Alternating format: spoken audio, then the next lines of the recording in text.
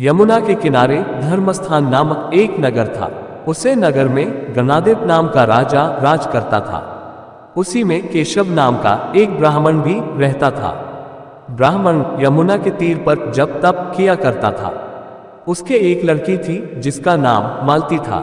वह बड़ी रूपवती थी। जब वह ब्याह के योग्य हुई तो उसके माता पिता और भाई को चिंता हुई।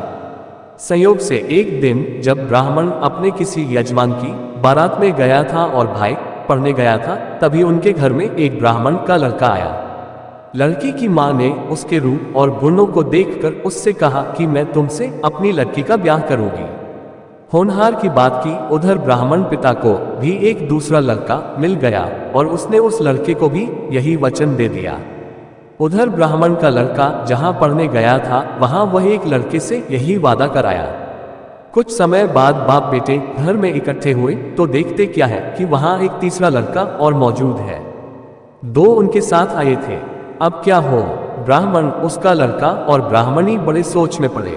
दैवयोग से हुआ क्या कि लड़की को सांप ने काट लिया और वह मर गई। उसके बाप भाई और तीनों लड़कों ने बड़ी भाग दौड़ की, जहर झाड़ने वालों को बुलाया पर कोई नतीजा न निकला। सब अपनी अपनी करके चले गए। दुखी होकर वे उस लड़की को शमशान में ले गए और क्रियाकर्म कराए। तीनों लड़कों में से एक ने तो उसकी हड्डियां चुन ली और फकीर बनकर जंगल में चला गया। दूसरे ने राख की गठरी बांधी और वहीं झोपड़ी डालकर रहने लगा। तीसरा योगी होकर देश देश घूमने लगा। एक दिन की बात है, वो तीसरा लड़का घूमते घामते किसी नगर में पहुंचा और एक ब्राह्मणी के घर भोजन करने बैठा। जैसे ही उस घर की ब्राह्मणी भोजन परोसने आई कि उसके छोटे लड़के ने उसका आंचल पकड़ लिया। ब्राह्मणी से अपना आंचल छुड़ता नहीं था। ब्राह्मणी को बड़ा गुस्सा आया। उसने अपने लड़के को झिड़का, मारा पीटा, फिर भी वह न माना तो ब्राह्मणी ने उसे उठाकर जलते चूल्हे में पटक दिया। लड़का जलकर राख हो गया। ब्राह्मण बिना भोजन किए ही उठ खड़ा हुआ। घर वालों ने बहुतेरा कहा पर वह भोजन करने के लिए राजी न हुआ।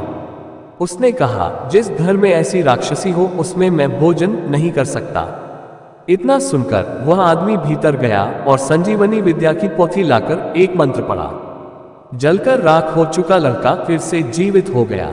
ये देखकर ब्राह्मण सोचने लगा कि अगर यह पोथी मेरे हाथ पड़ जाए तो मैं भी उस लड़की को फिर से जिंदा कर सकता हूँ। इसके बाद उसने भोजन किया और वहीं ठहर गया। जब रात को सब खा पीकर सो गए तो वह ब्राह्मण चुपचाप वह पोथी लेकर चल दिया। जिस स्थान पर उस लड़की को जलाया गया था वहां जाकर उसने देखा कि दूसरे लड़के वहां बैठे बातें कर रहे हैं। इस ब्राह्मण के ये कहने पर कि उससे संजीवनी विद्या की पोथी मिल गई है और वह मंत्र पढ़कर लड़की को जिला सकता है, उन दोनों ने हड्डियां और राख निकाली। ब्राह्मण ने जैसे ही मंत्र पढ़ा वह लड़की जी उठी। अब तीनों उसके पीछे आपस में झगड़ने लगे।